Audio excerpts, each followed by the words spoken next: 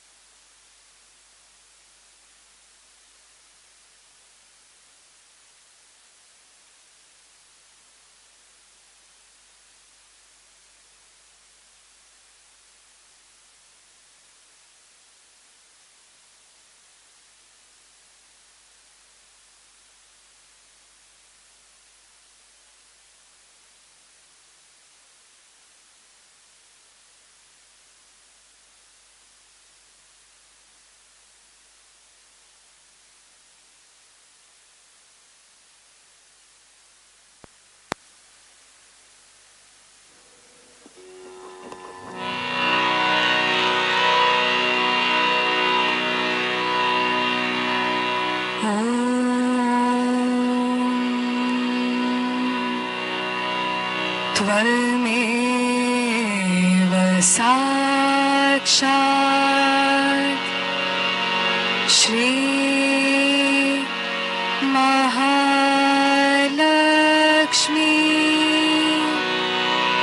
महासरस्वती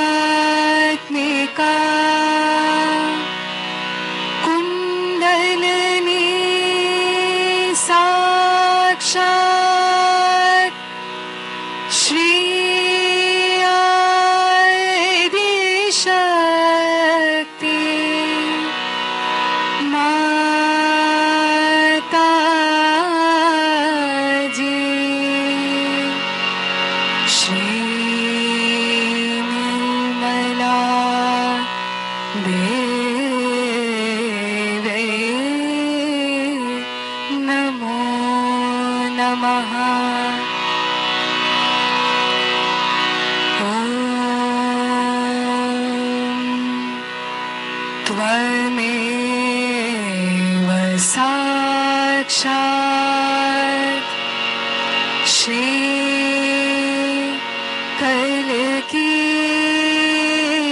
साक्षात् श्री आदिशक्ति माता जी श्री निर्मला देवे नमो नमः।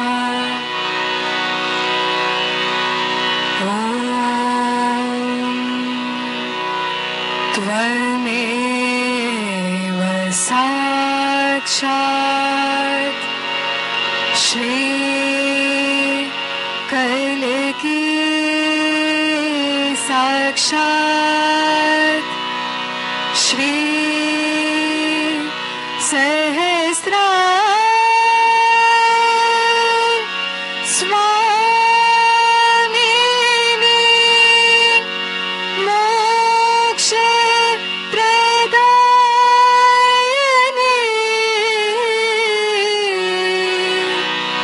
माता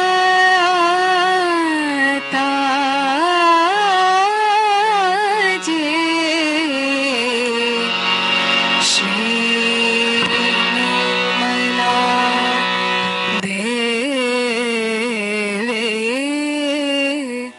नमो नमः।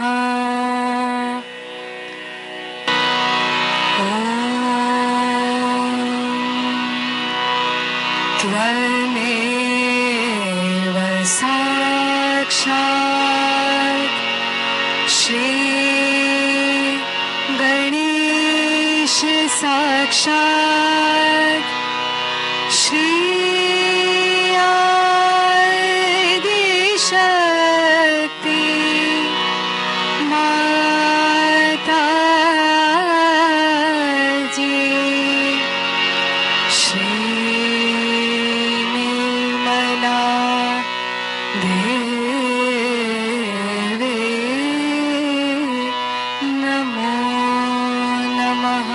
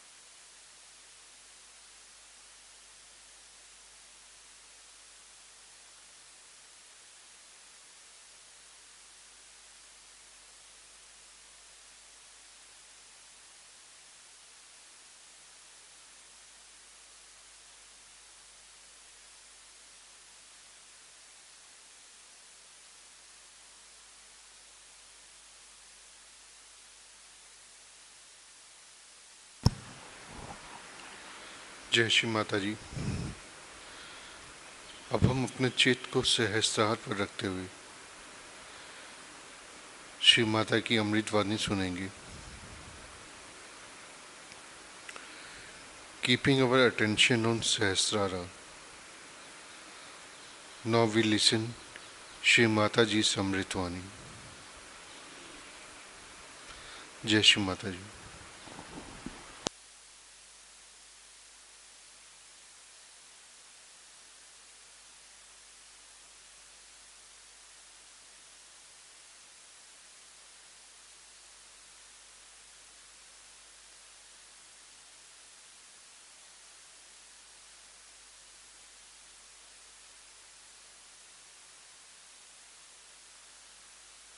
You may be quite shocked when I tell you all this. But you can find out on the Kundalini whether it is true or not. The thing is, the Kundalini is the only one which is able to tell you that whether it is true or not.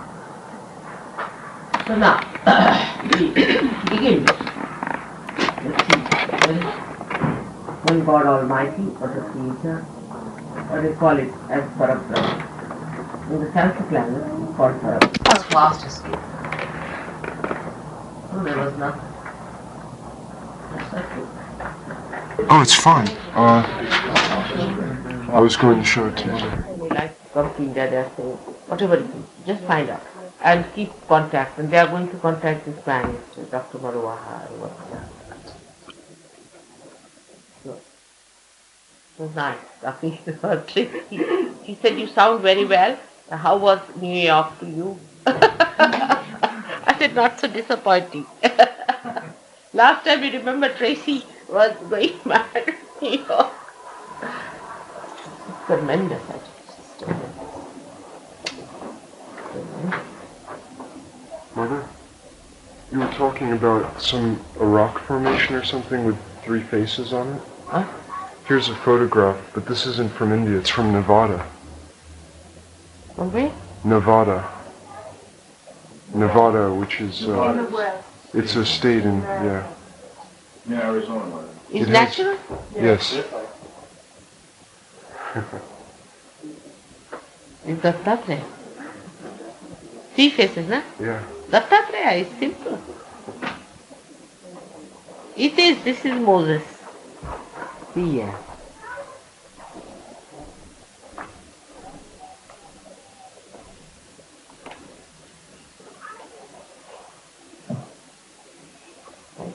ठीक है ये तो मेरा गला पकड़े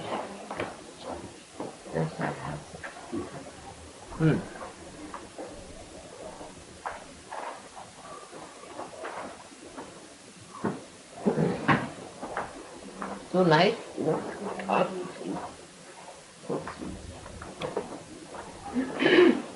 He's working out very well this year. He's a vibration also.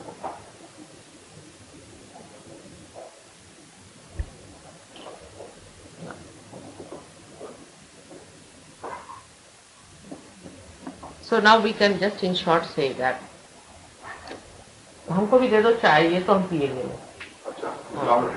क्योंकि गला जो है उसका ठिकाना है. So in short we can say that the ego was formed and that concentrated point became the Holy Ghost, what you call it. But I would say it's better to call it Holy Spirit. Because you see this ghost business has been taken over by these Jews and they are really expert. And they say it's like a witch. I mean, when you get against human beings, when they get against something, they lose all sense of proportion, even against God. They have no sense of proportion left and they think this is their really crusades they have to have like that. Without any sense that you are insulting God. Rustam told me in Greece, what they call Rustam? For Holy Spirit? Oh, the pneuma in the Bible. The breath. Sacred pneuma. The holy breath. So it is that, the breath. You see, that's the breath of God.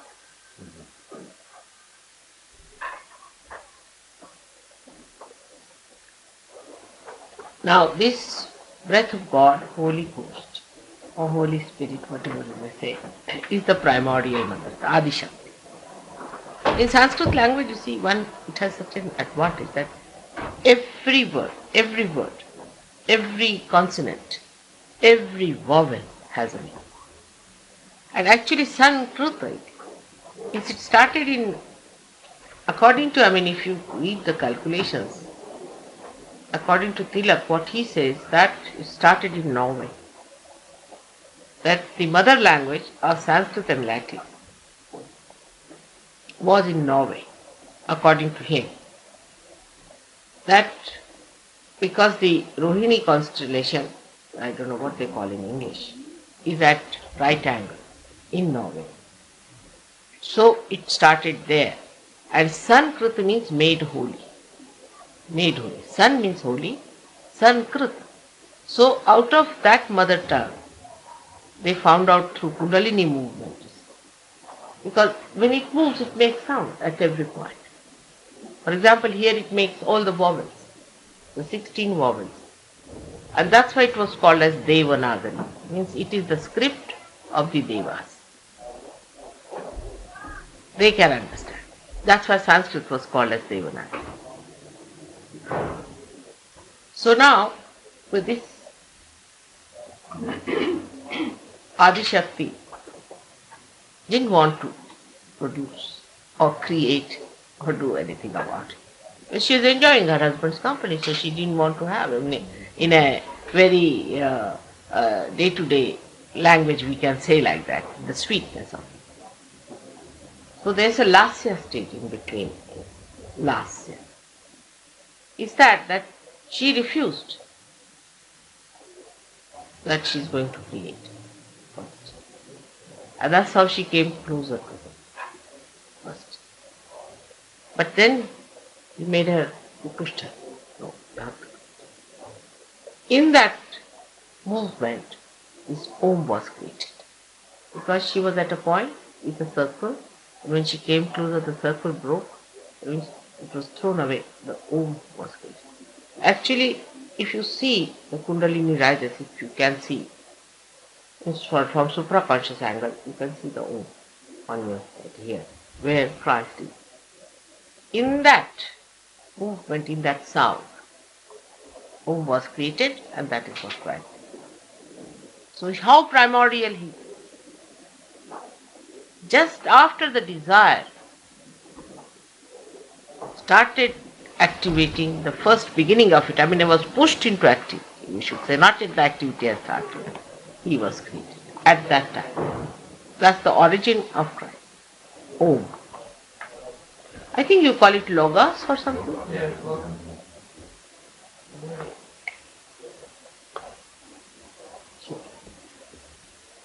Then the goddess divided herself into these three forms, and she created one son and one daughter. And there is no sex in this word because it's coming from the heavens. You see, it's for the lower people to take to sex to produce. For them, they don't need any sex. And then they were married in the sense that they were given as powers, like passing from one to another. It's all a big story. And all that was formed then, you can say, the three main personalities or the male forces and their powers, the Shakti. They were not their sisters, but we say married because from another mother they got it. It is just to give a combination, because if you have to balance, then if the male is working too hard, then the female balances. That's why a person who thinks too much gets a heart attack. He should really get the attack in the brain, but he gets attack in the heart. This is because of this combination that was created. It's all deliberate, calculated, with complete understanding. So these three formed the three channels within us. The first of the desire, second of the action, and third of the evolution or the sustenance or the dharma, the religion. So the religion, as you see, is the balancing, means our quality.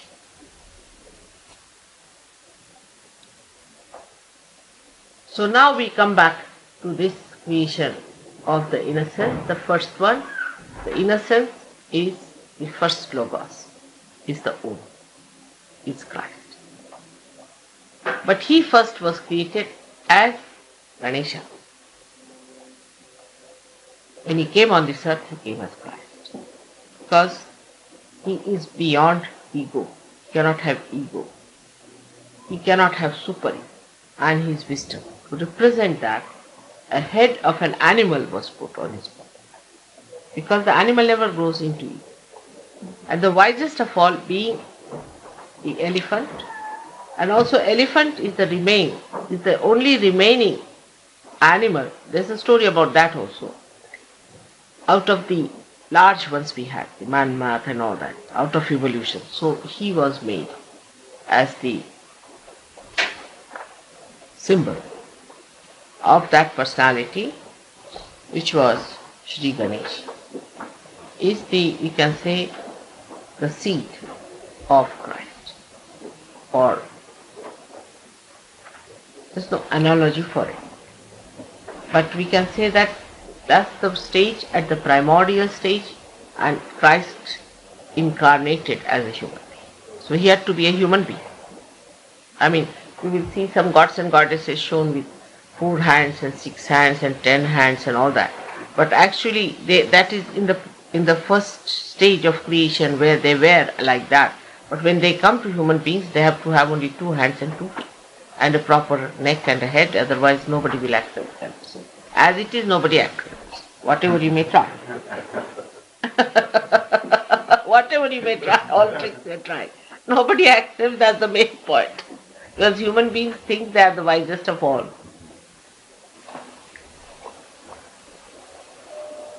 So, it came down. Then we see the second chapter is of seeking started, when animals started seeking the food. And while seeking the food, they also started seeking the strong shores of the sea. And that's how they crept out of the sea when the reptiles started, and that's how the evolution started in that area which you see as deep green here, the round area. Now this is the stage where we see how the divine helped us.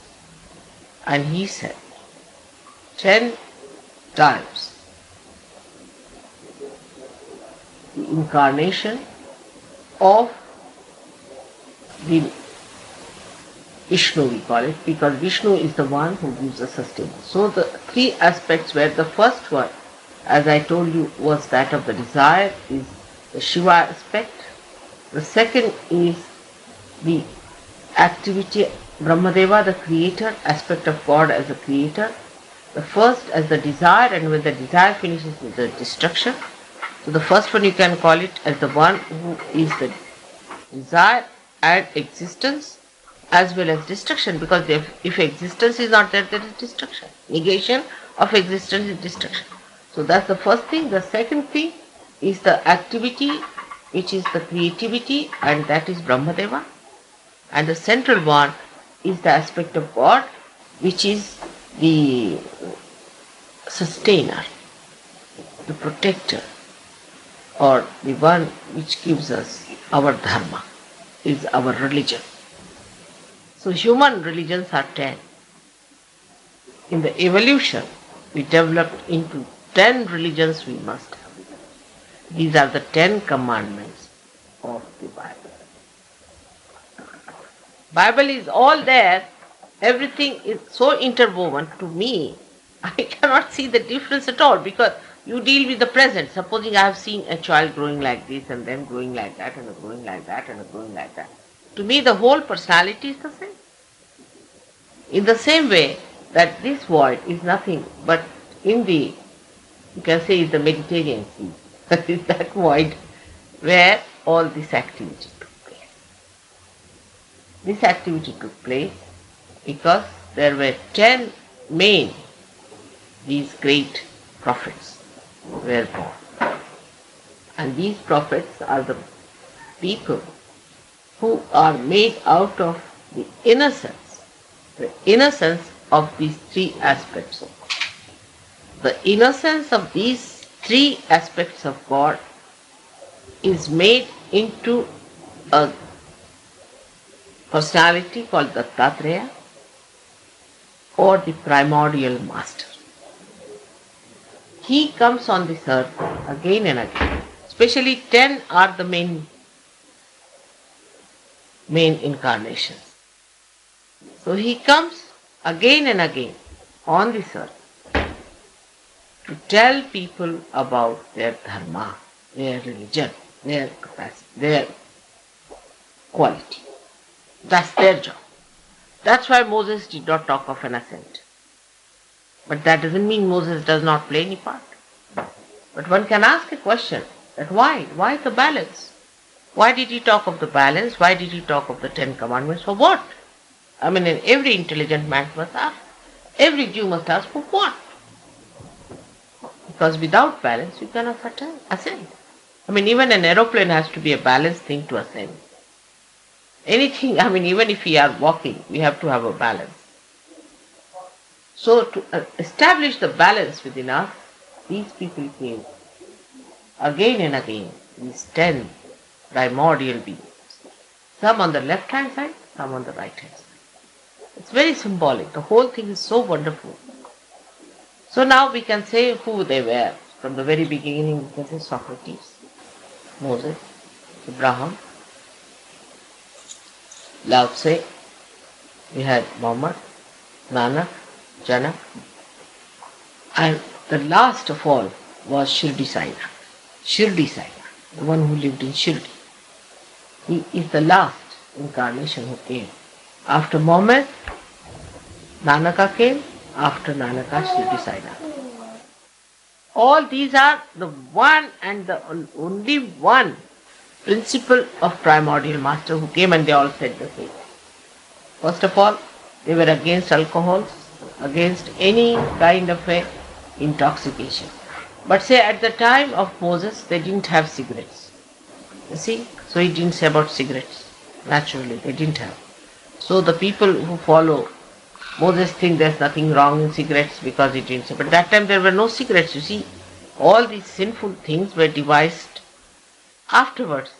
So they didn't say prohibited. Now I don't know what other sins people are thinking about. That whatever I see, I say that don't do this. Supposing you ask me, I'll say don't do this. But tomorrow one may say that Mataji didn't say that don't do this. Because you see, human beings are good at finding out things by which they destroy themselves. They are experts, you see. How to find out things by which your dharma is destroyed. So whatever at that time, whatever they thought was good, they said don't do it.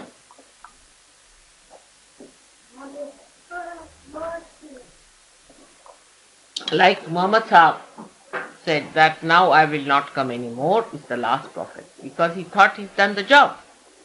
But then he found that they are fighting and they are not at all bothered about their ascent or their balancing, but they are going to the other extreme.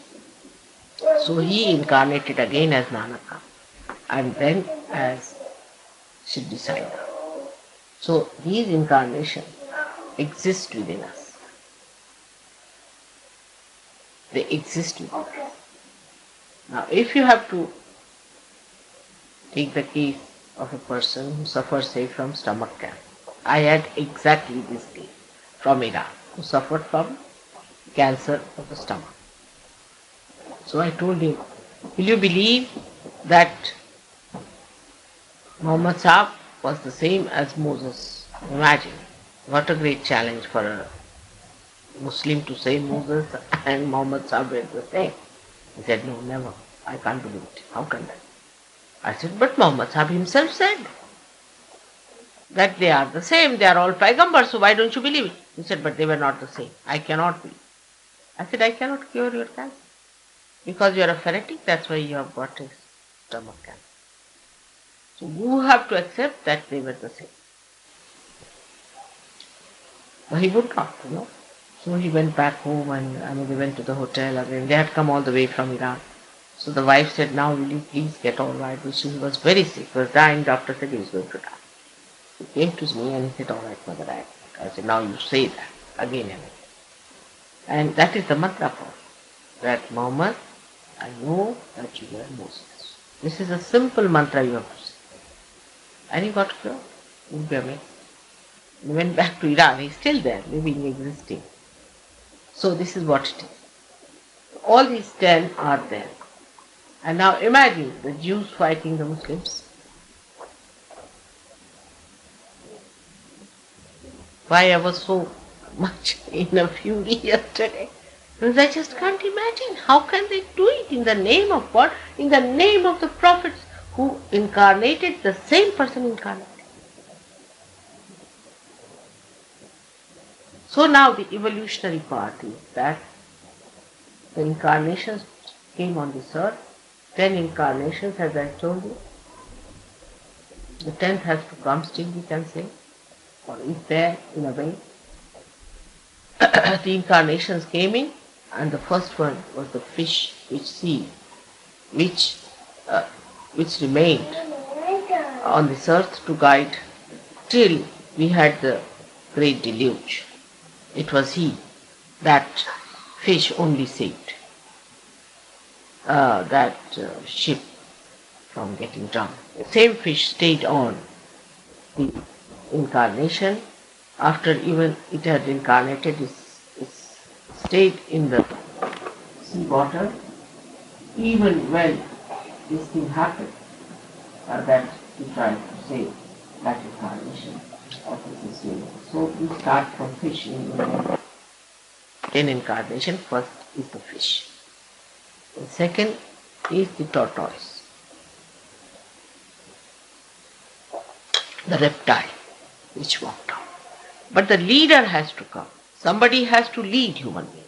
If you do not get the leader, they do not venture into it. Normally they venture into all darkness, never onto the right side. This is what is the original sin, which also we should understand. In the Christian mythology, they talk of the original sin.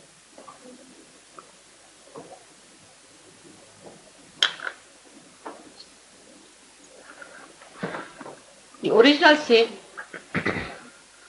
was committed because of the same style the human beings are, that God created human beings like Adam and Eve, symbolic.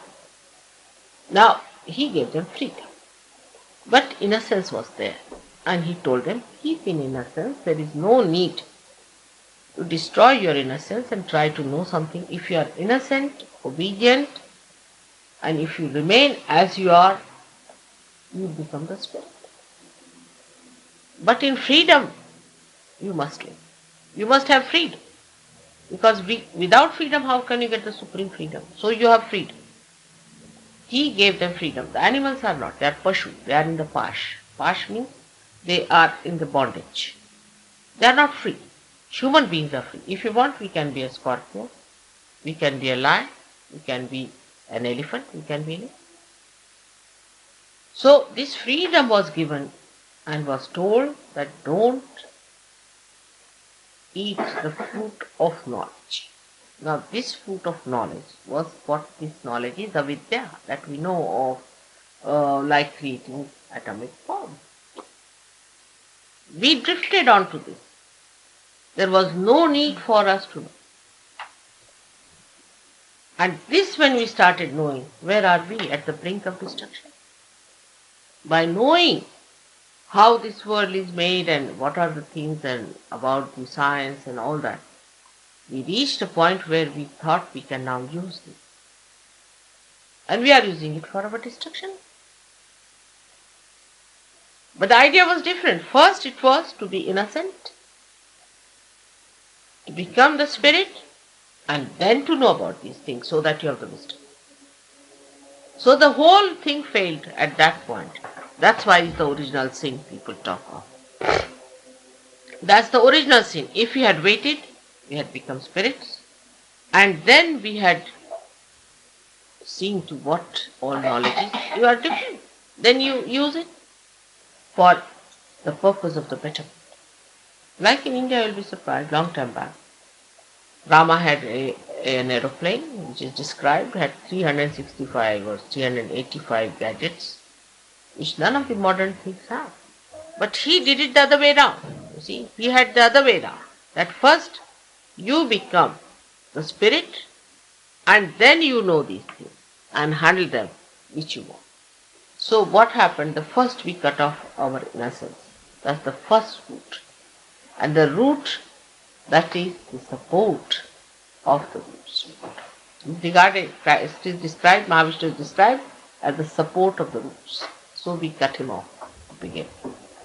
So this problem started then, that you had to send human beings as incarnations. To first of all, to give you the balance is 10, and also incarnations ascend. To give an awareness by which you come to a point that you start understanding that there is spirit beyond this knowledge and that you have to achieve that spirit. So at the time, first time, the incarnation as a human being came on this earth, as we say, of this sustenance was of Shri Rama. But before that was Vamana Avtara, which is the short man. A very short. Well, first the man was created as a short man. He is the first one as Vamana Avtara. And that one came as a leader. The first one was Vamana. And he was given the power. He was given the blessings that he can spread into 3 worlds. So into the higher worlds, into the lower worlds, and into the center. That's how human beings got distributed into these 3 worlds. And a big problem started, like the house that goes wild, Then it goes amok. Then you have to get everything collected, put them right. The original sin is the big problem. The biggest problem was that. Now to solve it up, one had to do all these things. So first the Vamana Avtara came. After the Vamana Avtara came the incarnation of a very tall and hefty man. That was Parshurama. I don't know in the Greek philosophy if Zeus was Parshurama, because it sounds like Zeus. Because Parshurama is contemporary of Rama himself. Because somebody had to announce. You see, it is necessary that somebody must announce the advent. At that time it was necessary. So Parshurama came. The tall and hefty man who came on this earth, maybe Zeus is called. I mean, they are so confused that you see to relate this to that is another confusion. I don't know how, but looks like Zeus. But he is the incarnation of this sustenance force within us, sustenance force. The one that gives us religion, the one gives us ascent. So he came on this earth, you can say, at the same time as Rama came. And then he appeared on the scene at a point where Rama tried to break the bow which was given by Parshurama. And Parshurama wanted to find out the incarnation. So he gave this bow to a king whose daughter was Sita. She was the central power of Mahalakshmi. She came on this earth as the central power of Mahalakshmi. Later on she incarnated as the mother of Christ. Same. Mother of Christ is nobody else but she is Mahalakshmi. She is Mahalakshmi. Absolutely, there's no doubt about it that she is Mahalakshmi. But how will you know? When I see she is Mahalakshmi, you'll be shocked. That's all. But she is the power of that. Complete power in her came. Now it is described in the Puranas. If you read, there's a book of Markandeya which these people should go, how Mahavishnu was created by Radha, who was the second incarnation of this. First came Sita, then came Radha, and then came Mary. These are the 3 human incarnations of that force which is Mahalakshmi. On this. And only this one incarnate, this force, sustain us, because it has to raise you. This only incarnates. Not the Shiva, he never incarnates. That's why he's Sadashiva, he's never incarnate. And the left side one has incarnated only, they say once or twice. Once, of course, as the son-in-law of Nirmal Dham, just to support him in Ali. And his wife, that was later on, his wife was also the same Mahalakshmi, the daughter of Narayana. She incarnated also like that. So in the main, they are worshipped as 3 persons in India, as I told you. As first, as Sita, and then as Radha, and then as Mary. In India, Mary is worshipped also, three persons. But otherwise, she incarnated as Fatima. And she also incarnated as Nanak's sister, as Nanak. But because they were at a potential level, they were potential at that time, so people do not know much about it. Even Mary was potential energy. She was not kinetic. But the reason why Christ never talked about her directly was that because the play of crucifixion was a very important play.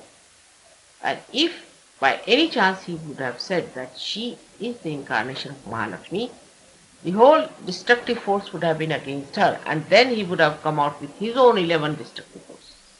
And the whole drama would have fizzled out, and the whole world would have been in a deep. So just to stop that, you see, this was kept a secret, that she is the one who is the incarnation of Mahalakshmi.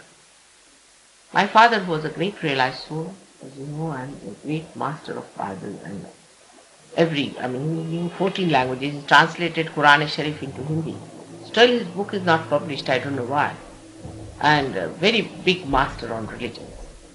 He was actually my guru as far as human beings were concerned. He told me about human beings, how they were. And he told me that till you really develop the thing for which you are here, our mass evolutionary process, don't talk of God. Don't talk of anything, because again you will create another Bible and another religion will start and all the nonsense will start. So better shut up till then. And really I did that, as he told me. So he told me, my father told me, that in Christianity, when Martin Luther came, he was a realized soul, no doubt. But he thought that at that time the force that was attacked in Christianity was Islam. And he wanted to get Islamic people into Christianity. So it was a political move by him, because he was just a realized soul, he was not an incarnation, so he had to adjust. So to put that right, what he said, that better not talk of the mother as an incarnation or a mediator or anything as such. So he just said she was a woman. They did not respect. He did not show any special significance, but he did not disrespect her. But others who followed him disrespected that she doesn't exist as far as that. So this is what it is, you see how even the people who are realized souls can create a thing just to adjust to the present, and then how these problems come. Like Muhammad Sahib had to adjust also to the present, though he was an incarnation. But at that time so many women were left out and men were killed, and there were very few men and many women. So there could have been illegitimate relationships and marriages would not have been there. So he said, all right, you can even marry 5 wives. But you marry means you must have a collective sanction. That was the point. You must have the collective sanction. And because of that, when he said it, now every Muslim thinks he must marry 5 times, otherwise he is not a Muslim. This is human nature, to put everything opposite. I don't know how they see things. The brain, you see, is upside down of the human being. And he sees everything from another angle. Some or other he manages. So this was they did, Muhammad. So many things they have done that I am myself amazed sometimes to see how they have accepted all these wrong things. So that was what happened at the time of Muhammad Sahib. He had to say many things. Even to this extent that you see, to marry a young girl, say in India, is regarded as sin. Absolute sin. Anybody who marries a young girl is regarded as sinful. In tradition, it is absolutely wrong to marry very young person to you, who's could be less than your daughter's age or something. But even to overcome that, he said, all right, I'll marry a girl who's very young so that you forget about it, because he didn't want the greater sin that illegitimately, like prostitution, is done. So to solve the problem, at that point he said, this is to be done. But like when there's an emergency, you create a boat to cross over, but you don't carry that boat on your head when you have reached the shores. You see, that's what human beings are. They'll carry all the boats on their heads and say that we belong to this boat and we belong to that. That's the speciality of human beings. And they will fight for the boats, you see, which are of no use. And they will not feel the ground where they have reached. That's the problem. Alright. So now here at the void point, it's very important to see that Sita, who was Mahalakshmi, came on this earth. And she gave birth to two twins called Love and Kush. Two children she gave birth. They were human beings who were created by her. It's a very unique thing to create human beings. She created two human beings called Love and Kush. Now these two human beings were to occupy two positions in the head here, from here to here. So they had to ascend. So the ascent was worked on these two persons throughout. So we can say they are the principle of the disciple. They are the principle of the disciple. And the principle of the disciple was worked in such a way that they occupied this position and this position when they crossed. The Love and Kush in their lifetime. Now this is another story which is now being proved, which I told long time back. One of them, he was little annoyed with the father because the father had deserted the wife for certain reasons. The father, though the incarnation, forgot about his incarnation, was made to forget his incarnation and became the incarnation of a benevolent king. He is the symbol of benevolence. And that's how the idea of benevolence in a king first came into the head of human beings through his incarnation. It is he who charmed, or we can say the enlightened, the awareness of human beings, of understanding that the king has to be benevolent. This happened 8,000 years back when Sri Rama came on this earth. And to show how a benevolent king should be, he forgot that he was the incarnation. He lived like an ordinary king, behaved like an ordinary king, with all his ordinary feelings and all that. It was like a human realization he got. And he acted as a benevolent king. This is Rama's incarnation. Then he had these two children, Love and Kush, and in their lifetime, when they came back from their exile, he offered his kingdom to these children. That is also the father's position. He was the father. The father's position is that of Sri Rama, what we call as right heart. Have you got the Kundalini book in there? You better go through that also, the right heart. The right heart is the Rama's place, Rama is there. And he had these two children, Love and Kush. And they went to, the Kush went to China and Love went to Caucasus side. So the Russians are called as Slav because he was Love, so he was called Slav. Saha, Love, means with. Sir means with. Love is the one who went to the right side, to Russia. And Chinese are Kushans. So you can imagine these two twin brothers are now fighting among themselves. I mean, ultimately, if you follow the history, you find that the two twin brothers are fighting among themselves. This is the history. The historical ascent is like this, or we can call it the descent. So that is what happened to both of them. Now, they were reborn again on this earth. Later on, much later, as Buddha and Mahavira. Same. They are the principle of moon and sun, are the principle of disciple, because these two centers are in the world. So then they became Buddha and Mahavira. At this stage, they became Buddha and Mahavira. But they found out after their death that Buddhists were another nonsense and these Jainis was another nonsense. You see, because these human beings create such problems that the same incarnations think, what did I tell them and what are they doing? So they are born again. So they came back again as the two children of Fatima Bi, who was again Sita. of her as the grandchildren of Muhammad Sahib. And they then taught that you have to fight with weapons the evil forces. And they died in Karbala. So this violence of Buddha which was preached, non-violence of Buddha and non-violence of Jainas, these Mahaviras, non-violence, was of such an extreme nature that both of them took on this earth their birth to prove that it is essential, that you have to fight, and this is not non-violence of the weak. Now the non-violence of the Jains is so horrible. They are vegetarians. Vegetarianism was never preached by them, because Buddha himself died because he ate the meat of a wild boar which was half cooked. So he was not a vegetarian. But he talked of the non-violence of the human being. You see, we are violent to other human beings, but we are very careful about the cats and dogs and the bugs and the mosquitoes, and we are trying to save the chickens. Now you tell me, am I going to give realization to chickens? See, human beings are wonderful. They'll create atom bombs to finish off most of the human beings, and here they'll try to save chickens. Chickens.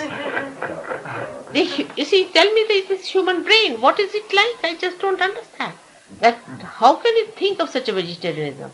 But these absurd ones have another limit, that they put a cloth on their mouth. They do not breathe any things like any creatures which may be hanging around in the atmosphere. But the worst is they do is to get a Brahmin, you see, pay him some money. They give him some money and they put him in a hut, get all the bugs of the village, put the bugs in the hut, and the whole night the bugs eat the fellow, take his, suck his blood, and when they are full they fall off. Then he comes all exhausted, and then they give him more money. This is the Jainism. And if I tell you even greater things that they do, you won't be able to eat your food. They go up to the bathroom part. There also they try to save these bugs and things like that. Imagine what Mahavira must have thought.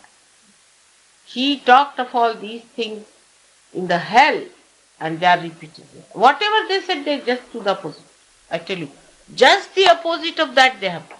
Everywhere, every religion they have done just the opposite. Like Hindus were told that the spirit resides in everyone. That the caste is a jati, is the innate aptitude, is born aptitude, not according to your karmas, not at all according to your karmas. You see, these people talk. Ask them such questions like, who was the writer of Gita? Do you know who was he? Writer of Gita was Vyasa. And who was he? He was the illegitimate child of a fisherwoman who was a scheduled caste.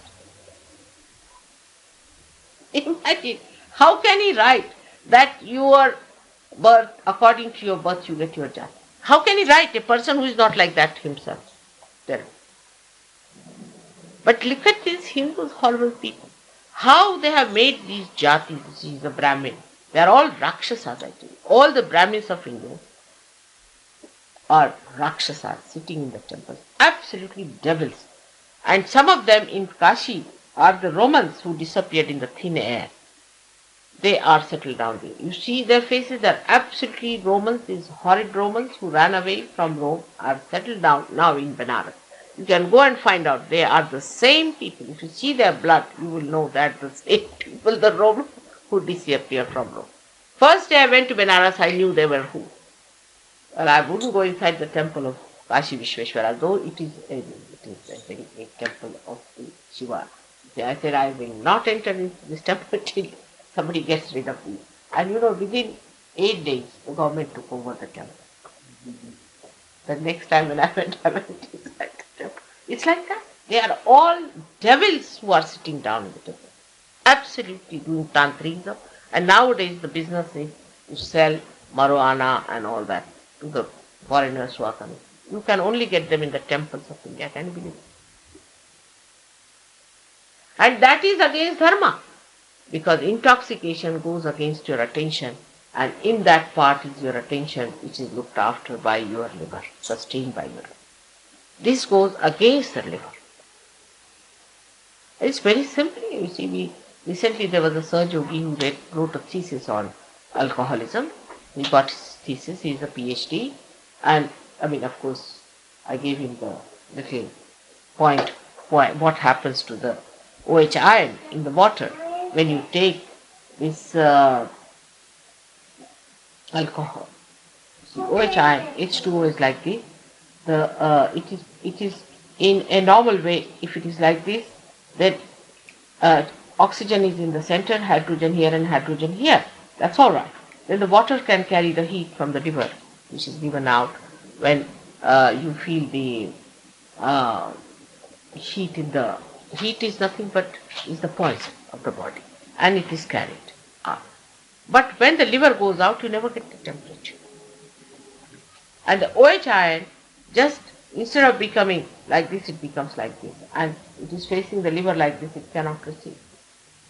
But with vibrations, what happens? It becomes like this. And that is what it is, because they were all against all intoxications, all wines, everything. Now to say that Christ gave wine to people, of now that day, you see, wine means rakshasa, it means the essence of the grape juice. You see. Is there any other word for grape juice in those days? That's the only word they use. You see, the words, the way they have twisted for their own things. The grape juice is the only juice used in that country because that was available. And another thing was that it was a very hot country. And people used to drink a lot. Anywhere you go into Uzbekistan, I have been to. Morning till evening, they are drinking nothing but grape juice. Grape juice is the main drink they have, the only drink. They didn't have Coca-Cola in this. You see, symbolic that unless and until you have symbolism explained, they will never understand. You see, it doesn't mean bread which is baked in these horrible bakeries. How can that be his body? Body was made out of mala, as I told you, the matter. And he was the essence, was the spirit. The essence of the Mother Earth came into the grapes and was taken out, and that is the essence. So from the Mother Earth, you have to come to the essence. That's what he was saying. But hardly he had 3.5 years, somehow, you can say. How much one can do in 3.5 hours? He did such a lot, I can't do so much, I can tell. 4 years I was struggling in England with 7 Sir Yogis. 4 years. In 3.5 years, I must say he did a lot. But whatever he did is neutralized. Because of the shortage of time, because people never went into any subtler understanding in a gross way. If you treat a subtle personality, you won't understand. If you try to treat me in a gross way, then I am wife of such and such and this and that and that and that, it has no meaning at all. I mean, it is nothing. It's something so much outside. You see, you have to be somewhere. You have to be born somewhere. You have to be somebody's wife. You have to be something somewhere. You see, to be a human being. But it has no meaning. You must see to this. And that's what we have missed in the life of God. So,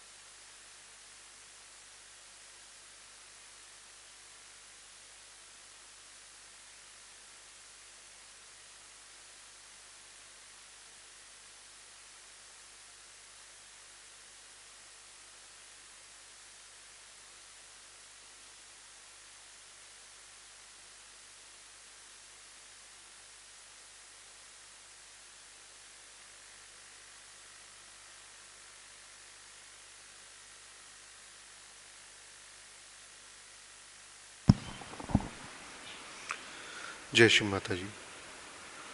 अब हम सब मिलके श्री माता की श्री चरणों की आरती के लिए खड़े होंगे।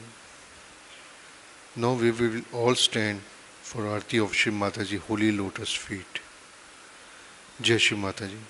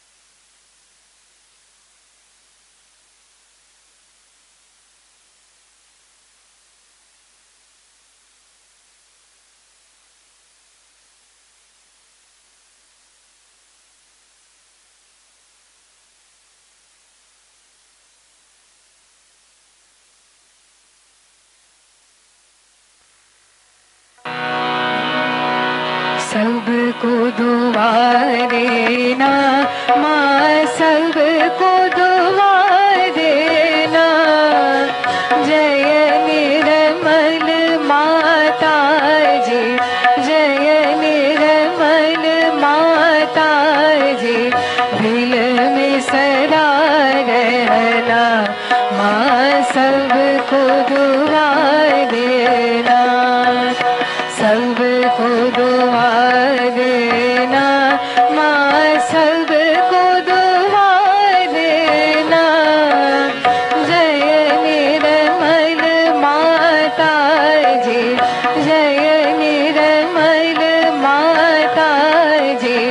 दिल में सदा रहना माँ, सबको दुआ देना।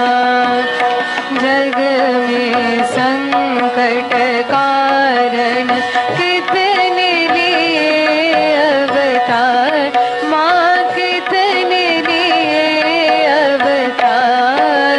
विश्व में तेरी महिमा, विश्व में तेरी महिमा।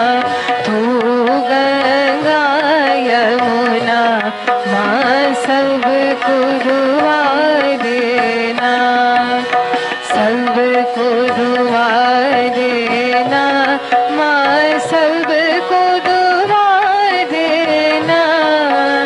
जय निर्मल माता जी, जय निर्मल माता जी।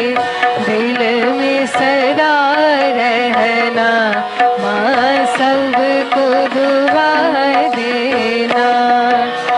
जो भी शरण में आया सुख ही मिला उसको माँ, सुख ही मिला उसको। बैठ के दिल में ओ माँ, बैठ के दिल में ओ माँ। लौट के ना जाना माँ, सबको दुआ देना, सबको दुआ देना माँ, सबको दुआ देना। जय निर्मल माता जी, जय निर्मल माता जी। दिल में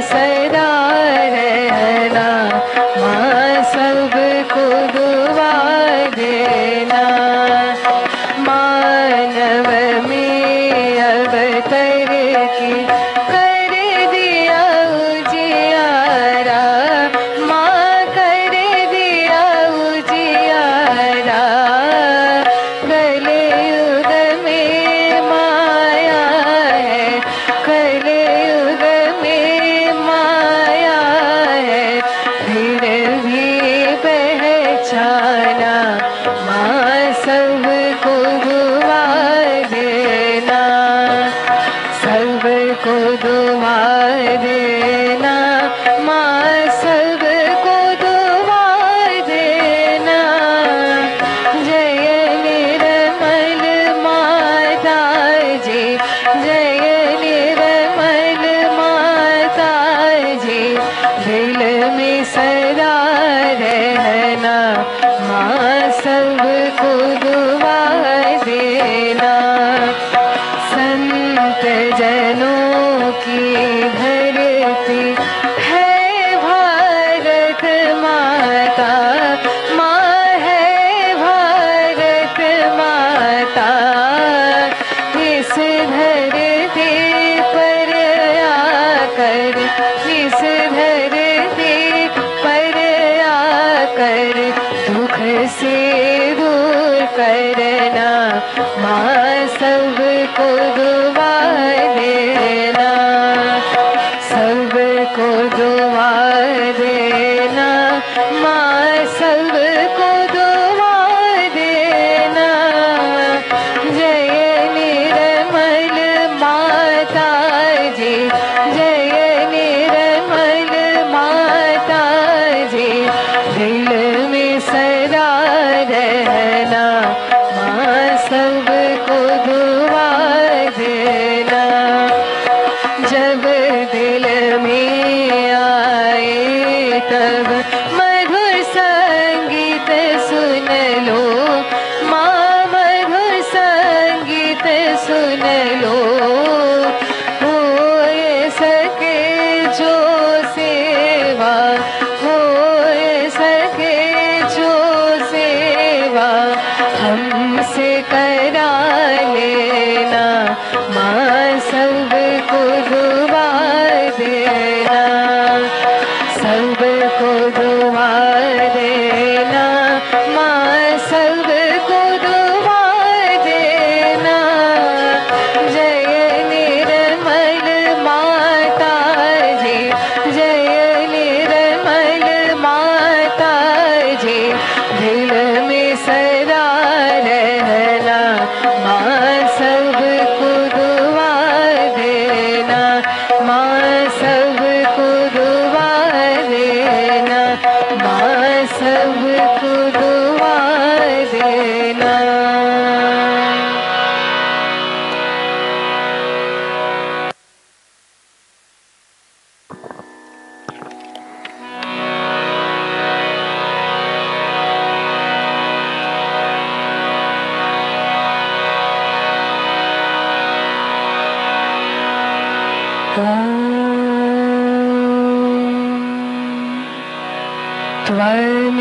त्वमेव साक्षात् श्री महालक्ष्मी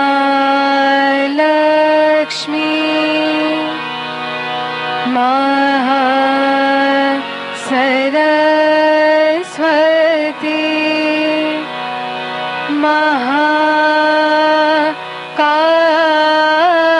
महाकाली त्रिगुणात्मिका कुंडलिनी साक्षात् श्री आदिशक्ति माता जी। श्री निर्मला देवे नमो नमः।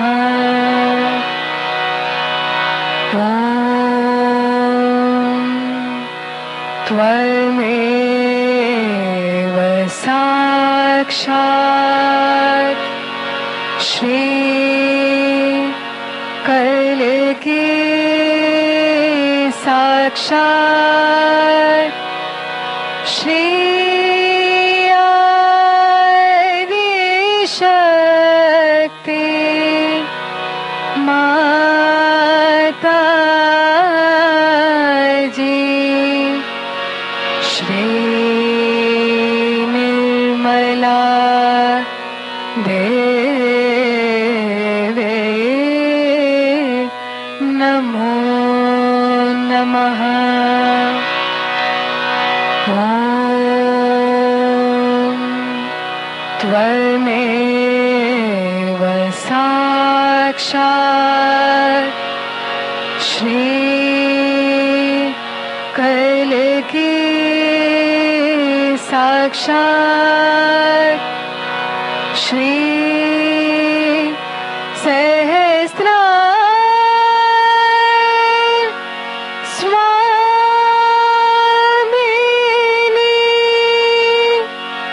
मोक्ष प्रदायिनी